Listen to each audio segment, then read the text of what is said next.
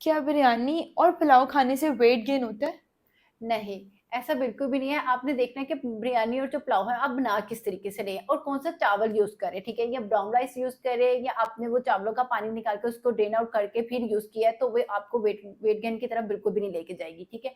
और इसके बाद बात की जाए कि चावल और जो बिरयानी के चावल हैं, पुलाव के चावल हैं, वो आपने लेने कितने पोर्शन में, ठीक है? 4 टेबलस्पून हम रेफर कर सकते हैं पेशेंट को, वो एट अ टाइम ले सकते हैं।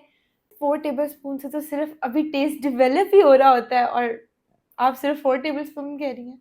वेट लॉस करने के लिए फिर हमें तो कुछ कुर्बानियाँ देनी पड़ेंगी, ठीक है? उसमें आपको बिरयानी को 4 टेबलस्पून लेना पड़ेगा, ठीक है? उसके साथ हम चिकन का पीस ऐड कर देते हैं, जैसे कि अगर हम बात करें चिकन को मैरिनेट करके ले देंगे, ठीक है? फाइबर्स ऐड कर देंगे जो कि आपको फुल प्रोवाइड कर देता है कि आपका स्टमक कहता है भई अब मैं फुल हूँ, ठीक है? इस तरीके से हम उसे ले सकते हैं, ठीक है? हाँ, अगर आप बात करें कि मेरी दाढ़ अभी गीली होगी, ठीक है? तो अगर आपने वेट लूज़ करना है, तो फिर आप बिरयानी को तो छोड़ना पड़ेगा ही।